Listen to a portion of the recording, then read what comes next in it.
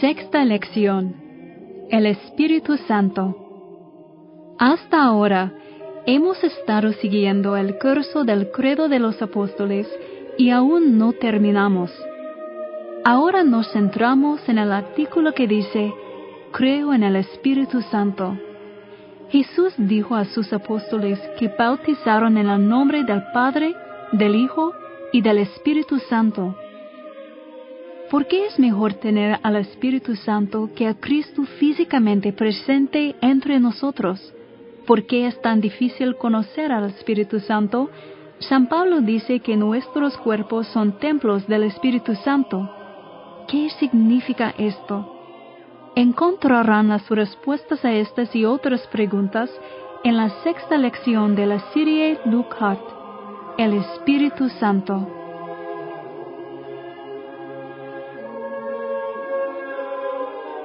Sección 6.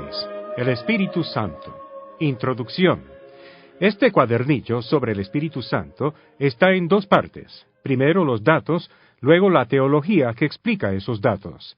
La teología cristiana, como la ciencia, está basada en datos. Sus principios no están en abstracciones en las nubes, sino explicaciones reveladas de forma divina y de experiencias humanas, tanto experiencias pasadas en la historia, especialmente tal como registran las Escrituras, y la experiencia actual de nuestras vidas. Esto es cierto en cuanto al Espíritu Santo y la doctrina de la Trinidad, así como es cierto de Cristo y la doctrina de la Encarnación. Por consiguiente, comenzamos con datos de la experiencia. ¿Qué diferencia hizo el Espíritu Santo en las vidas de los discípulos de Jesús y en la vida de la Iglesia en el Nuevo Testamento? ¿Qué diferencia hace en nuestras vidas en la actualidad? 1. El Espíritu Santo, la persona que falta. Hechos 19 relata una historia que se podría repetir hoy en la mayoría de las parroquias.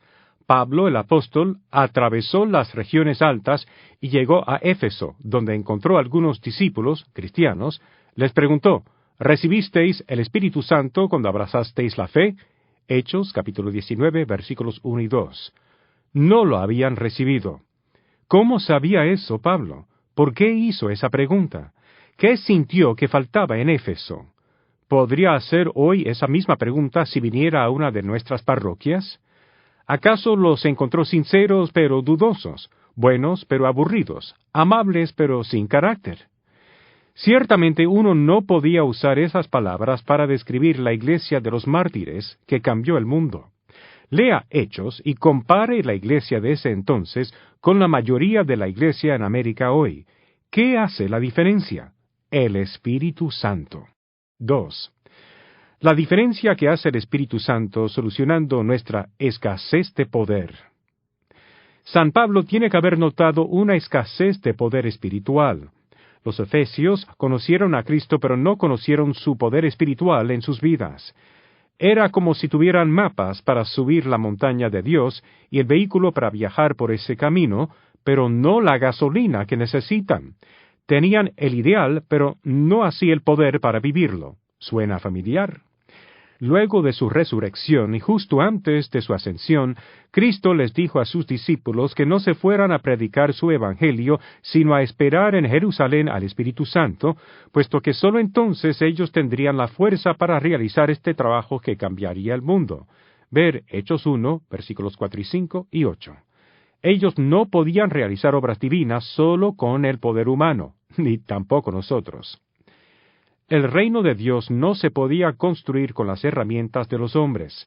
La Iglesia, visible e invisible, es el reino de Dios, y Dios le dio las tres herramientas de poder que resumimos en las tres partes de esta serie: teología, liturgia y moralidad, credo, culto y código, palabras, rendición de culto y obras, dogmas, oraciones y leyes. Y Él suple el Espíritu Santo como la energía para las tres herramientas de poder. Las tres están compuestas de palabras, y se necesita el Espíritu Santo para que les dé poder. Que no está en la palabrería el reino de Dios, sino en el poder. Primer libro de Corintios, capítulo 4, versículo 20. El poder de transformar palabras en obras, ideales en realidades, lo abstracto en lo concreto, estilos de vida en vidas, buena gente en gente nueva, Ver segundo libro de Corintios, capítulo 5, versículo 17.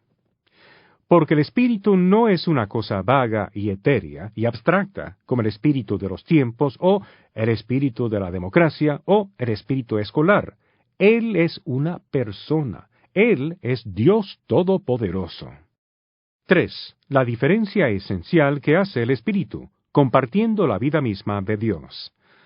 Las iglesias orientales usan la palabra griega theosis, divinización, para el trabajo esencial del Espíritu en nosotros, para que os hicieras partícipes de la naturaleza divina. Segunda Pedro, primer capítulo, versículo 4. Él nos capacita para compartir en la vida misma de Dios mismo, no sólo los ideales o principios de esa vida, no sólo el estilo de vida de Dios, sino la misma vida de Dios, algo tan real como la sangre, aunque no hecho de moléculas, sino hecha del amor. Esta transformación de mera vida humana a participación en la vida divina es una gran transformación como las que suceden en los cuentos de hadas de una rana a un príncipe, o de una marioneta de madera a un niño. Este estado de nuestro espíritu, en el que compartimos la misma vida de Dios, se le conoce por diversos nombres: gracia santificante o el estado de gracia en la teología católica, deificación en la teología oriental, salvación en el protestantismo evangélico y numerosos otros nombres en las Escrituras, tales como vida eterna, zoe, vida sobrenatural, nacido de nuevo como hijo de Dios, ser adoptado en la familia de Dios o entrando en el reino de Dios. Este es el trabajo del Espíritu Santo. 4. La diferencia que hace el Espíritu: intimidad. La palabra para espíritu, tanto en hebreo como en griego, también significa aliento. El Espíritu es el aliento de Dios. ¿Qué significa esta palabra? Cuando respiramos, el aire en efecto entra en nuestros pulmones y se convierte en nosotros mismos. Cuando viene el Espíritu, entra en nosotros y se convierte en nosotros mismos. Por esta razón, Él no es visible como un objeto externo. También Él es invisible porque es espíritu, no materia, por supuesto. Él está adentro. Es difícil de hacerlo un objeto como si estuviera afuera. Él es demasiado íntimo, demasiado cerca para ver. Cuando Él está dentro de nosotros, nuestra alma respira a Dios tal como nuestros pulmones respiran aire. Es así de íntimo. Es como el viento. En efecto, esa es la imagen que Cristo usó en Juan 3. Él se convierte en la vida misma de nuestras almas. En la fórmula de San Agustín, el Espíritu es para nuestras almas lo que nuestras almas son a nuestros cuerpos. 5. La diferencia que hace el Espíritu: el asombro del mundo. ¿Cómo llamó el mundo a los primeros cristianos? Hechos 17, capítulo 6, nos dice: esos que han revolucionado el mundo. ¿Estamos haciendo eso en la actualidad? ¿Por qué no? ¿Por qué el mundo no lo necesita tanto en la actualidad? ¿O por qué hemos olvidado cómo hacerlo? La palabra usada para denotar la reacción del mundo a los cristianos fue la misma palabra usada para denotar la reacción del mundo a Cristo: taumatzein, asombrado, atónito, maravillado. Todos, amigos y enemigos, se maravillaban con Cristo. Los amigos pasaron de estar maravillados a rendirle culto, y los enemigos de estar maravillados a crucificarlo. Pero ambos comenzaron en estar maravillados. El mundo quedó alertado y comenzó a notar a los cristianos al igual que lo habían hecho con Cristo, y el mundo quedó paralizado por los cristianos así como había quedado por Cristo. Mateo capítulo 10, versículos 34 a 39. Porque aunque su cuerpo visible ya no estaba presente, su espíritu sí lo estaba, como la vida de su cuerpo místico, invisible, la Iglesia. 6. La diferencia que hace el espíritu: un tipo de amor radicalmente nuevo. Lo que el mundo notó sobre todo fue un nuevo tipo de amor. El Nuevo Testamento lo llama ágape. Es casi una palabra nueva. Antes del Nuevo Testamento, los griegos muy pocas veces usaban la palabra ágape, porque entonces solo significaba alguna especie de amor, no una especie específica. ahora obtuvo un significado nuevo, específico, el amor que Cristo demostró y vivió a la cruz, y que derramó al mundo a través de su Espíritu. Este era el tipo de amor que con frecuencia condujo al martirio. Los cristianos fueron a su muerte con himnos en sus labios, perdonando a sus asesinos, tal como Cristo había hecho. Lucas capítulo 23, versículo 34. Cuando el mundo vio a estos cristianos, dijeron, «Vean cómo se aman unos a otros». Cristo había prometido exactamente eso. En esto conocerán todos que sois discípulos míos, si os tenéis amor los unos a los otros. Juan capítulo 13, versículo 35. Note que esto presume que el amor cristiano no es el mismo que cualquier otro tipo de amor, sino tan distinto que todo el mundo podrá ver la diferencia. Era radical, era sobrenatural, era un milagro, el milagro que convirtió el mundo. La imagen que las Escrituras usan para este amor que viró el mundo al revés es fuego. Los primeros cristianos estaban llenos de fuego con el amor, el fuego que Jesús dijo que Él había venido a la tierra a encender. He venido a arrojar un fuego sobre la tierra, y cuánto desearía que ya hubiera prendido. Lucas capítulo 12, versículo 49. 7. La fuente de ágape. ¿Qué enciende este fuego? El Espíritu Santo. Los 4 evangelios distinguen a Jesús de Juan el Bautista, el último profeta de la antigua alianza, con esto. Juan dijo, «Yo os bautizo con agua, pero está a punto de llegar el que es más fuerte que yo, a quien ni siquiera soy digno de desatarle la correa de sus sandalias. Él os bautizará en Espíritu Santo y en fuego». Lucas capítulo 13, versículo 16. Todos quieren amor verdadero. Amor verdadero es ágape, el amor sincero, siendo desinteresado hacia el otro por el bien del otro. Todos responden a este amor, todos admiran el amor verdadero, todos anhelan profundamente una relación de amor mutuo.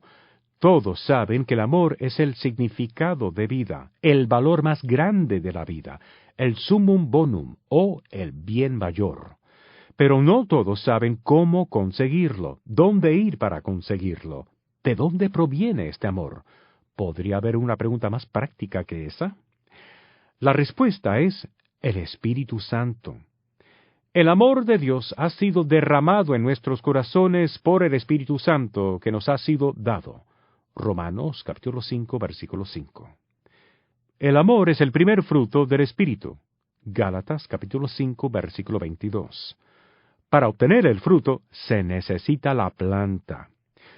Porque el Espíritu es el amor mismo de Dios, el amor que circula eternamente como electricidad divina entre el Padre y el Hijo. Dios es amor. Primer libro de Juan, capítulo 4, versículo 8. Dios está hecho de amor, tal como el sol está hecho de luz. Así como el Hijo es la palabra del Padre, o la verdad, logos, el Espíritu es el amor de ellos. El Hijo es la luz de Dios, y el Espíritu es el fuego de Dios. Este es el fuego que Cristo vino a la tierra a encender entre nosotros, aún ahora como las arras o las primicias de nuestra herencia, la vida misma de la Santísima Trinidad. Catecismo 735. 8. La diferencia que hace el Espíritu, sabiduría. Otra diferencia que hace el Espíritu, tanto para la Iglesia en sus comienzos como en la actualidad, es la sabiduría o la comprensión. Emite luz, así como fuego. Es por esto que los santos comprenden las Escrituras con tanta más profundidad que los teólogos. Es por esto que santos de mente sencilla como Madre Teresa parecen tan listos, y eruditos sofisticados tan tontos, en lo que respecta a comprender la mente de Dios. Porque la mente de Dios se puede comprender sólo a través del corazón de Dios. La verdad de Dios se comprende a través del amor de Dios. El Hijo de Dios, la palabra de Dios, se comprende a través del Espíritu de Dios, que es el amor de Dios. Así, Jesús dice que la forma de comprender su doctrina es hacer amar la voluntad de su Padre. Juan capítulo 7, versículo 17. Aquí el corazón dirige la cabeza. La clase de sabiduría que el Espíritu otorga es la clase que Cristo tenía, porque es su Espíritu. Y quedaban, la gente, asombrados de su doctrina, porque les enseñaba como quien tiene autoridad y no como los escribas. Marcos capítulo 1, versículo 22. Autoridad, dicho sea de paso, no significa poder, sino derecho. 9. El Espíritu y las Escrituras. Cuando un cristiano lleno del Espíritu lee la palabra de Dios, la palabra que este mismo Espíritu inspiró, el libro parece tomar vida e iluminarse desde adentro de sí mismo. Esto se debe a que su autor primario está verdaderamente presente en el lector, vivo, interpretando sus propias palabras. Los escritores humanos de la Biblia, después de todo, fueron sólo los autores secundarios, los instrumentos.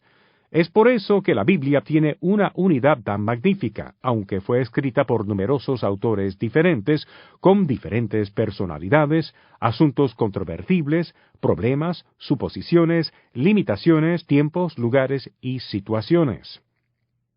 La Biblia es la espada del Espíritu. Efesios capítulo 6, versículo 17. Y la diferencia que hace el Espíritu respecto a comprender la Biblia es la diferencia entre una espada en un exhibidor de museo y una espada en las manos de un gran espadachín, cuando se torna viva y corta hasta el corazón. Pues viva es la palabra de Dios y eficaz, y más cortante que espada alguna de dos filos. Penetra hasta la división entre el alma y el espíritu, articulaciones y médulas, y discierne sentimientos y pensamientos del corazón. Hebreos capítulo 4, versículo 12.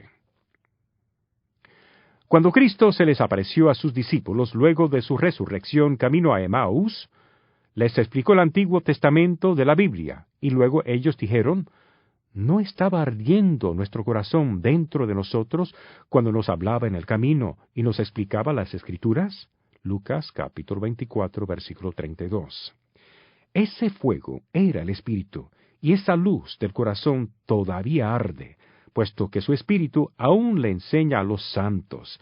Lea a San Agustín, o a San Bernardo de Clairvaux, o a Santa Catalina de Siena, o a San Juan de la Cruz, o un resumen claro y fiel sobre ellos como The Fire Within, el fuego de adentro, por Padre Thomas Dubai. Y vea si la Biblia de repente no se ilumina y se enciende con su enseñanza. ¿De dónde obtuvieron esta sabiduría? Del mismo lugar del cual lo obtuvieron los santos, del Espíritu.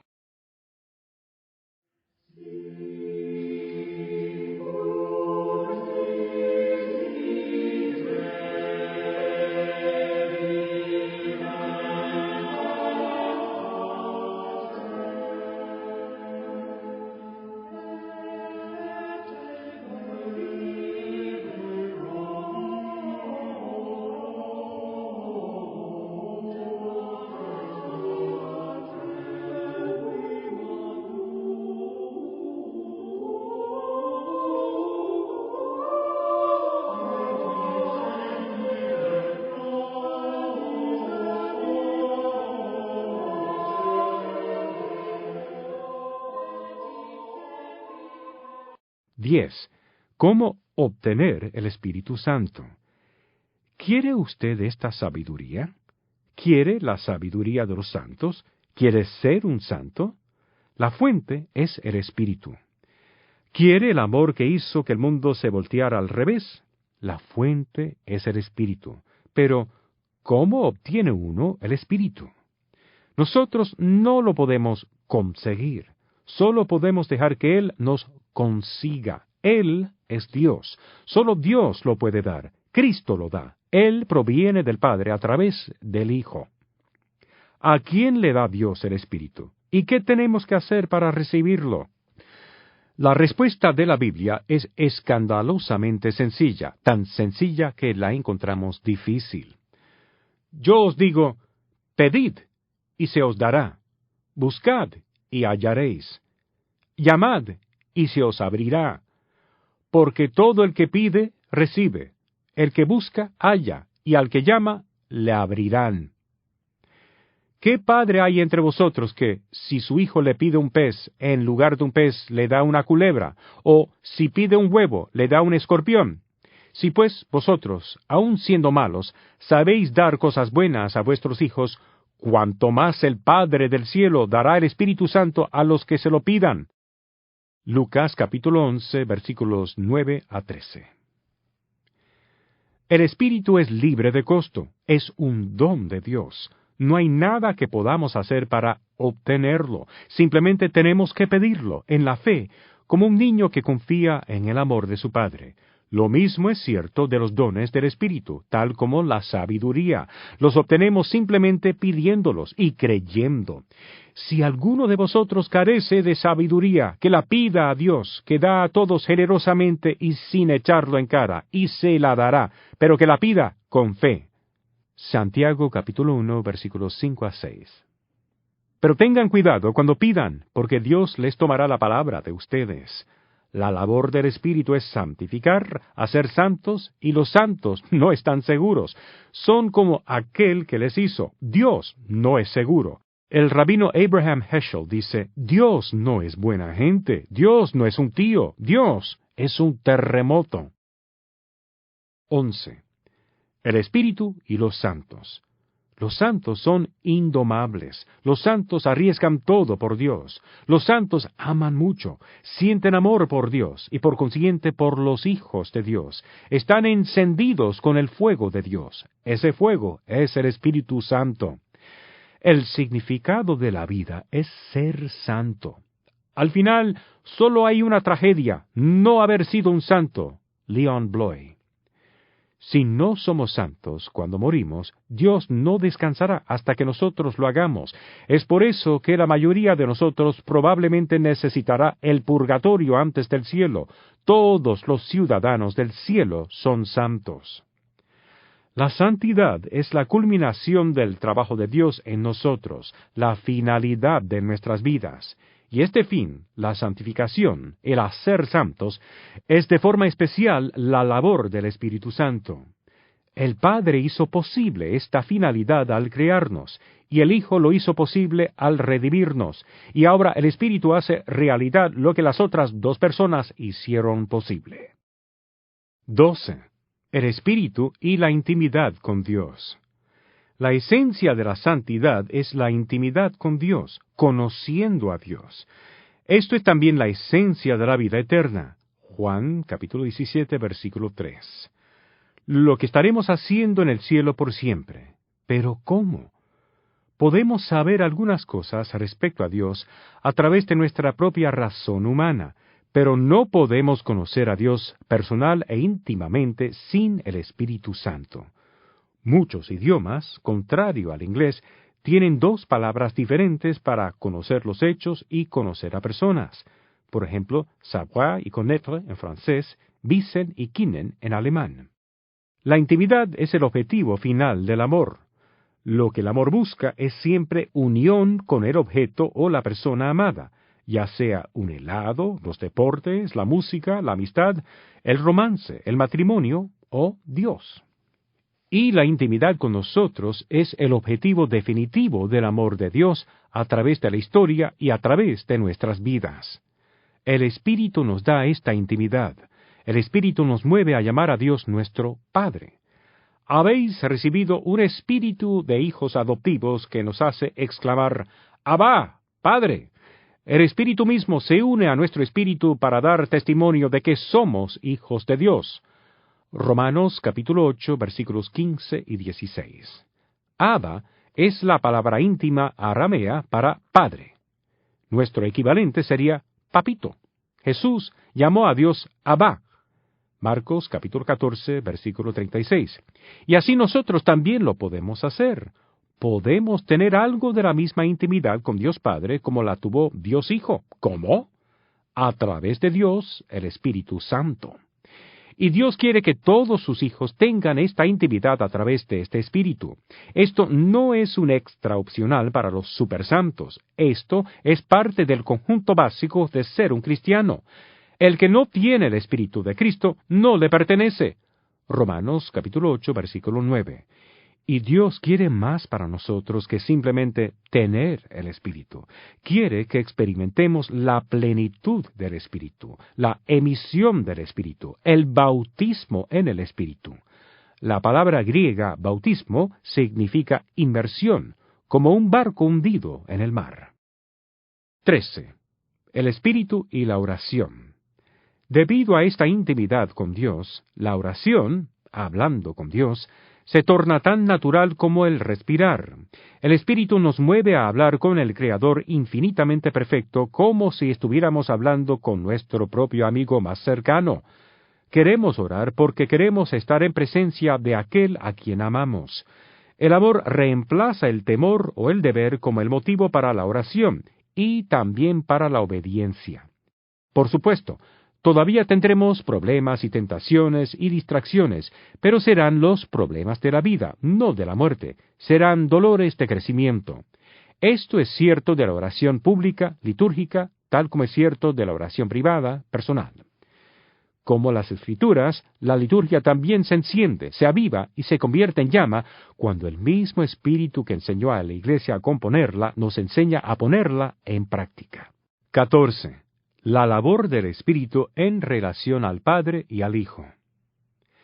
Ahora tornamos de la experiencia a la teología, de los datos a la explicación.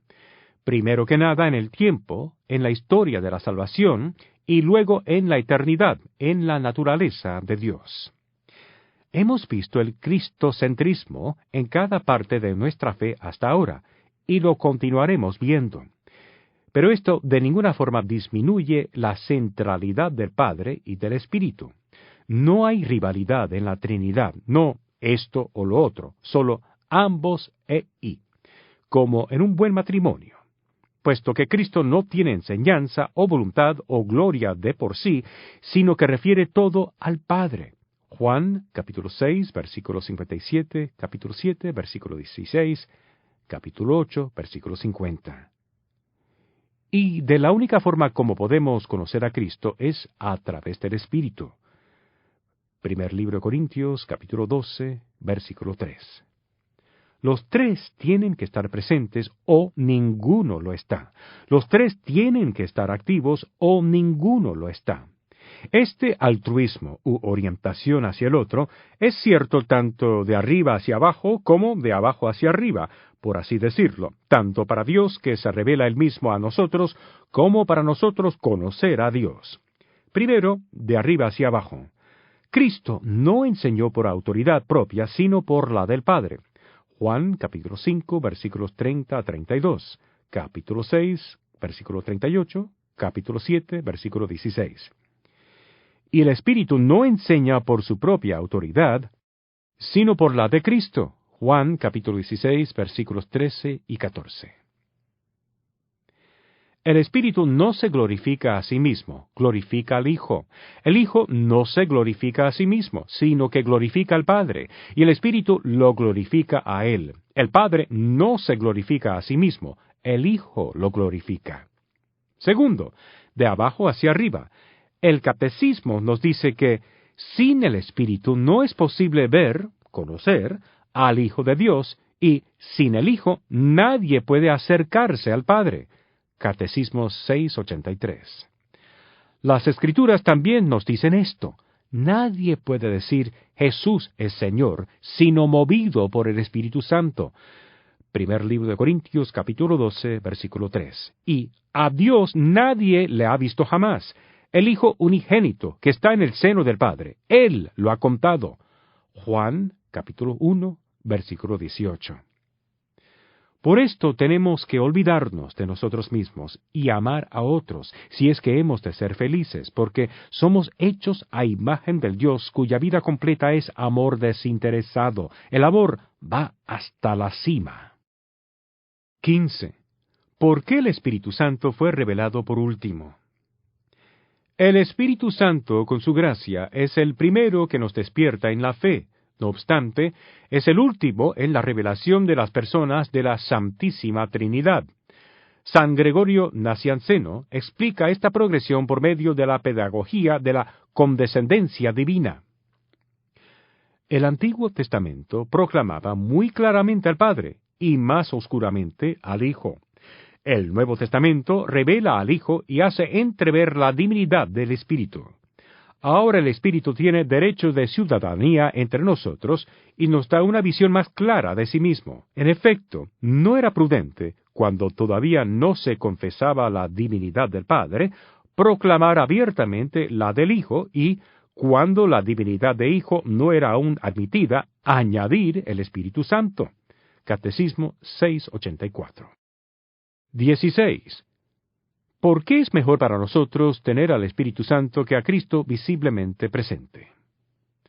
Cristo dijo esto, le dijo a sus apóstoles antes de su ascensión: «Os conviene que yo me vaya, porque si no me voy, no vendrá a vosotros el Paráclito, el Espíritu Santo, pero si me voy, os lo enviaré». Juan capítulo 16, versículo 7.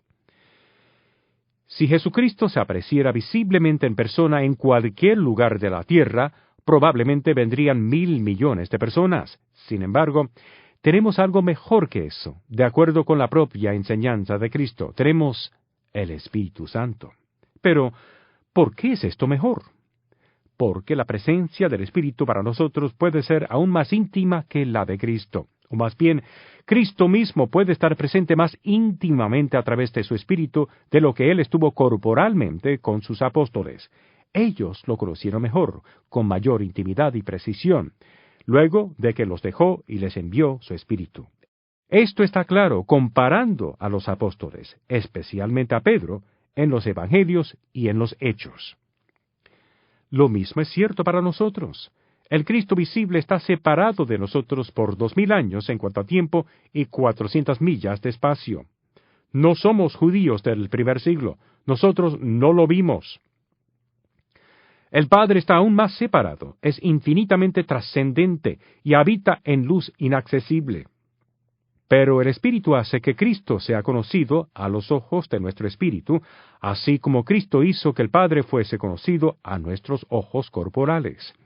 El Padre es Dios fuera de nosotros, el Hijo es Dios al lado nuestro, el Espíritu es Dios dentro de nosotros, Dios inquietándonos, Dios poseyéndonos, es intimidad máxima, es por eso que es mejor.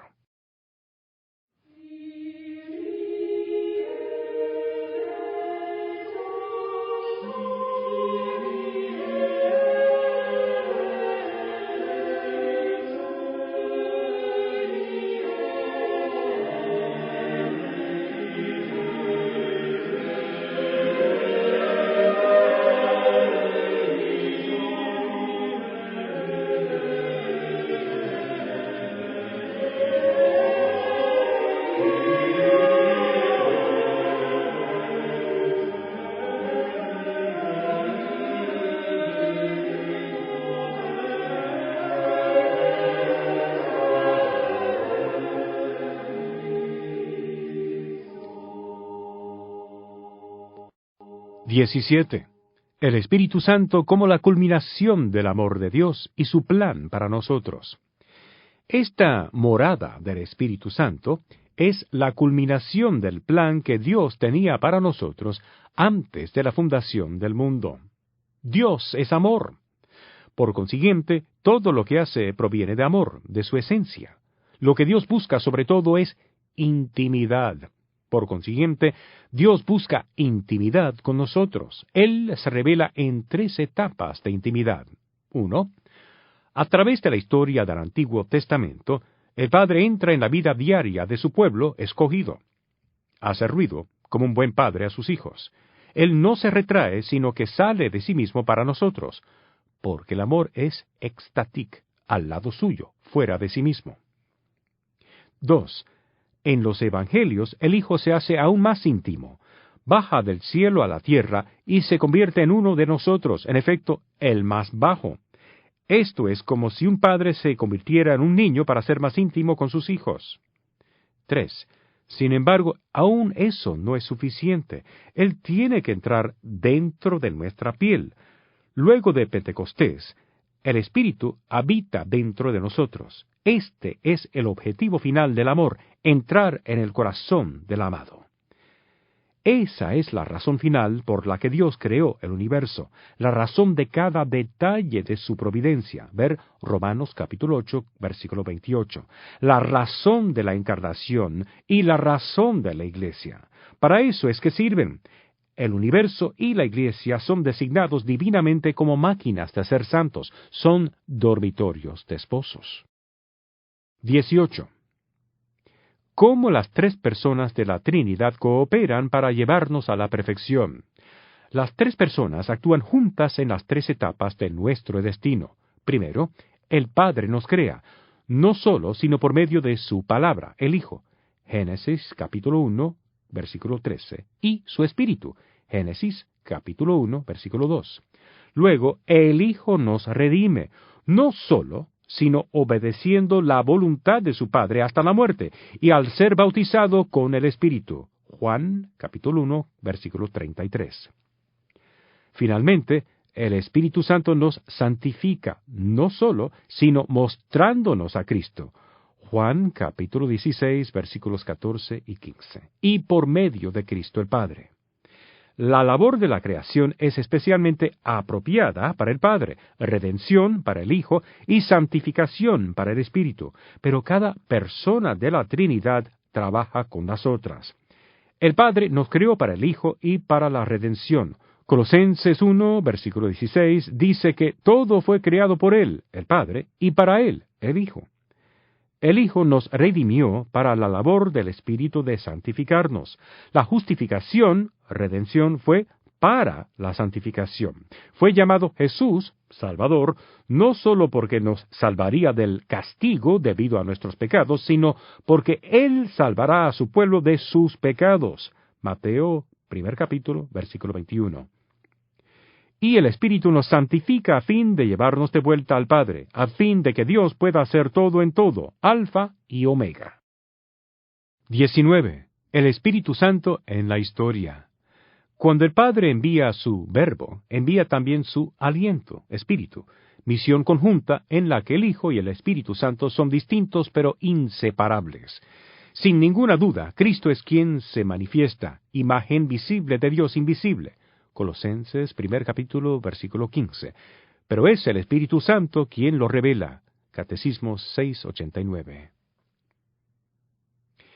El Espíritu Santo coopera con el Padre, el Hijo, desde el comienzo. Solo en los últimos tiempos, inaugurados con la encarnación redentora del Hijo, es cuando el Espíritu se revela y se nos da, y se le reconoce y acoge como persona.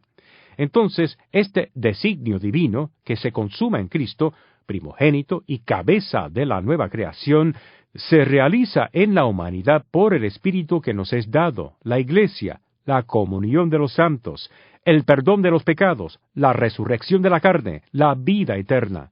Catecismo 686. Estos últimos 5 artículos del credo son también labor del Espíritu. Todo el resto del credo pertenece al Espíritu Santo. El credo es totalmente trino, no es trino y algo más. La Trinidad no tiene postdatas. 20. ¿Por qué es el Espíritu Santo tan difícil de conocer? El Catecismo explica por qué. Nadie conoce lo íntimo de Dios sino el Espíritu de Dios. Primer libro de Corintios, 2 capítulo, versículo 11. Pues bien, su Espíritu, quien lo revela, nos hace conocer a Cristo, su Verbo, su palabra viva, pero no se revela a sí mismo. El que habló por los profetas nos hace oír la palabra del Padre, pero a Él no le oímos. No le conocemos sino en la obra mediante la cual nos revela al Verbo. El Espíritu no habla de sí mismo, un ocultamiento tan discreto, propiamente divino. Catecismo 687, es sorprendente. Dios es modesto, Dios es humilde. ¿Cómo nos atrevemos a ser orgullosos? Humildad, subordinación, sumisión, obediencia a la autoridad. Esto no es nada popular en nuestro mundo secular, pero es la vida misma de la Trinidad, la naturaleza de Dios mismo. Va hasta la cima. No es meramente una virtud humana, ciertamente no es una superstición pasada de moda, es la naturaleza de la realidad final. Ningún hombre fue jamás más obediente que Jesucristo, Dios encarnado, puesto que no era degradante para Dios el Hijo obedecer a Dios el Padre, ambos son iguales, no es degradante para los humanos iguales obedecer el uno al otro, para los hijos obedecer a sus padres, las esposas a los esposos, o los ciudadanos a sus gobernantes, como las Escrituras claramente ordenan. Ver Efesios 5, capítulo 21, versículos 6 y 9, Colosenses 3, capítulo 18, versículos 4 y 1, y las palabras radicales de Jesús en Mateo 20, versículos 20 a 28. La obediencia significa algo totalmente diferente en la vida cristiana de lo que significa en el mundo. No significa inferioridad de forma alguna. Cristo fue obediente con el Padre, pero era igual al Padre en todas las cosas. El Espíritu es igualmente divino, y sin embargo es modesto. Por consiguiente, el mandato de las Escrituras de que algunos de nosotros obedezcamos a otros en Cristo de ninguna forma significa inferioridad como sucede en el mundo. 21. Símbolos del Espíritu Santo: agua, fuego, paloma. No podemos hablar del Dios invisible directamente, sino solo por medio de símbolos visibles. 3 de los símbolos más prominentes del Espíritu Santo en las Escrituras son agua, fuego y la paloma. El agua. El simbolismo del agua es significativo de la acción del Espíritu Santo en el bautismo. Del mismo modo que la gestación de nuestro primer nacimiento se hace en el agua, así el agua bautismal significa realmente que nuestro nacimiento a la vida divina se nos da en el Espíritu Santo. Catecismo 694. El agua es el elemento más importante en la naturaleza. Es necesario para toda la vida. Fue la segunda cosa que Dios creó, luego de la luz. Es el elemento que nosotros naturalmente queremos más. Nuestro lugar favorito para ir de vacaciones es el mar. Tenemos un amor misterioso hacia el agua que fluye. Y algunos de los grandes santos, como Santa Teresa de Ávila, dicen que les ha enseñado más que los libros. Jesús habló del Espíritu como agua viva que fluye. Jesús, puesto, gritó: «Si alguno tiene sed, que venga a mí, y beberá el que cree en mí, como dice la Escritura, de su seno correrán ríos de agua viva». Esto lo decía refiriéndose al Espíritu que iban a recibir los que creyeran en él. Juan capítulo 7, versículos 37 a 39. Fuego. Dios se reveló a Moisés en un arbusto que ardía. La Escritura lo describe como fuego devorador. Hebreos capítulo 12, versículo 29. Las experiencias místicas de él, como las de Pascal, con frecuencia adquieren esa forma ardiente. El fuego simboliza la energía transformadora de los actos del Espíritu Santo. El profeta Elías, que surgió como el fuego y cuya palabra abrazaba como antorcha, Sirásida, capítulo 48, versículo 1, con su oración atrajo el fuego del cielo sobre el sacrificio del monte Carmelo, figura del fuego del Espíritu Santo que transforma lo que toca. En forma de lenguas como de fuego, se posó el Espíritu Santo sobre los discípulos la mañana de Pentecostés. Hechos, capítulo 2, versículos 3 a 4, Catecismo 696. La paloma simboliza paz, uno de los frutos más preciados del Espíritu. Gálatas, capítulo 5, versículo 22. Cuando Cristo sale del agua de su bautismo, el Espíritu Santo, en forma de paloma, baja y se posa sobre él. Catecismo 701. El Espíritu Santo es tanto fuego como paz, tanto fuego como agua. Paradójicamente, símbolos opuestos de la naturaleza tienen que ser usados para expresar adecuadamente a aquel que trasciende cualquier cosa en la naturaleza. 22. El Espíritu y las Escrituras. El credo de Nicea confiesa que el Espíritu Santo habló por los profetas. Por profetas, la fe de la Iglesia entiende aquí a todos los que fueron inspirados por el Espíritu Santo en el vivo anuncio y en la redacción de los libros santos, tanto del Antiguo como del Nuevo Testamento. Catecismo 702. Por un lado, esta inspiración no fue necesariamente audible o incluso verbal, palabra por palabra, pero por otro lado fue más que inspiración en el sentido ordinario de la palabra, más que una ayuda o inclinación vaga.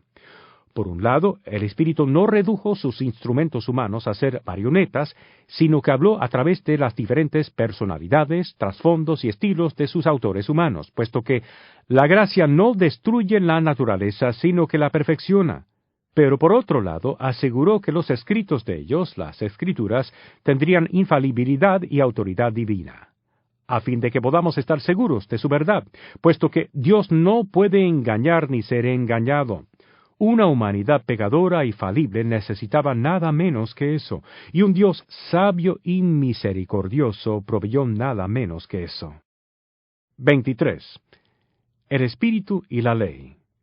La ley, que fue dada por Dios como un pedagogo, tutor, para conducir al pueblo hacia Cristo. Gálatas, capítulo 3, versículo 24. Pero su impotencia para salvar al hombre y el conocimiento creciente que ella da del pecado, suscitan el deseo del Espíritu Santo. Catecismo 708. Puesto que sin el Espíritu dentro de nosotros no podemos obedecer la ley de Dios. Así, San Agustín ora, da lo que ordenas, por ejemplo, da el poder, mediante el Espíritu, de obedecer tu mandamiento, y luego ordena lo que sea tu voluntad. San Agustín también dice, ama a Dios y luego haz tu voluntad, puesto que como Cristo dice, si me amáis, guardaréis mis mandamientos. Juan, capítulo 14, versículo 15. Es el Espíritu quien nos da ese don más grande, el don de amar a Dios. 24. El Espíritu Santo y María. Solo un mero ser humano en la historia estaba tan llena de gracia y del Espíritu Santo en este mundo, que ella no tuvo pecado, y perfectamente obedeció el primer y más grande mandamiento, de amar a Dios con todo su corazón y alma y mente y fortaleza. María es la obra maestra del Espíritu, el alarde solitario de nuestra naturaleza corrompida. El Espíritu Santo preparó a María con su gracia. Convenía que fuese llena de gracia, la madre de aquel en quien reside toda la plenitud de la divinidad corporalmente. Colosenses capítulo 2, versículo 9. Ella fue concebida sin pecado, por pura gracia, como la más humilde de todas las criaturas, la más capaz de acoger el don inefable del Omnipotente. Catecismo 7:22. 25. El Espíritu y la Iglesia. El Espíritu Santo es para la Iglesia lo que el alma es para el cuerpo. Él es el alma de la Iglesia, la vida de la Iglesia. La Iglesia es el cuerpo de Cristo y el templo del Espíritu Santo. Nuestros cuerpos también son templos del Espíritu Santo. Primer libro de Corintios, capítulo 6, versículo 19, porque somos células en el cuerpo de Cristo. El Espíritu Santo guió infaliblemente los primeros concilios ecuménicos de la Iglesia para formular la doctrina de la Trinidad, incluyendo la doctrina del Espíritu Santo. ¿Por qué creen los católicos en el Espíritu Santo? Por la autoridad de la Santa Iglesia Católica que lo enseña. ¿Y por qué los católicos creen que esta Iglesia tiene autoridad infalible? Porque el Espíritu Santo, y no ningún espíritu humano, es su alma. La misión de la Iglesia no se añade a la de Cristo y del Espíritu Santo, sino que es su sacramento. Catecismo 7:38. 26. El Espíritu y la moralidad.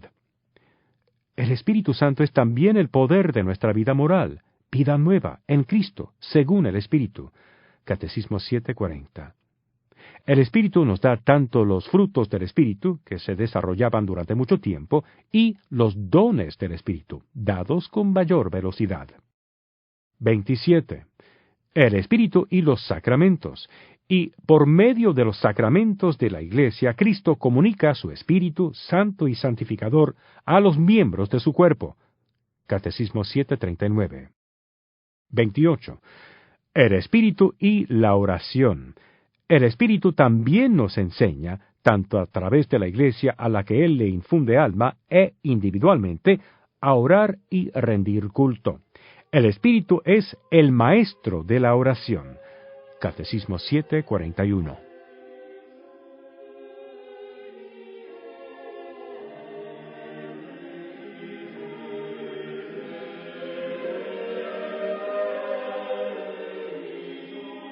Este programa ha sido presentado por el Servicio de Información Católica de Caballeros de Colón.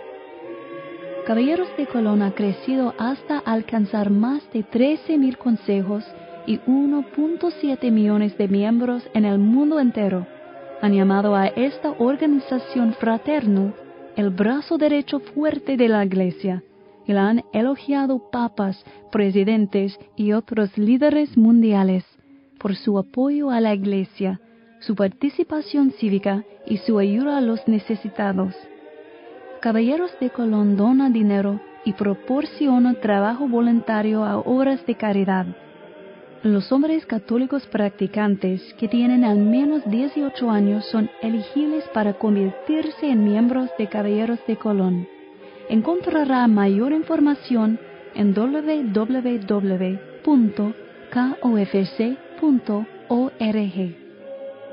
El Servicio de Información Católica es un programa de evangelización de Caballeros de Colón. Infórmese sobre los folletos gratuitos y los cursos en línea que ofrece el Servicio de Información Católica y nuestros otros recursos en www.kofc.org/CIS.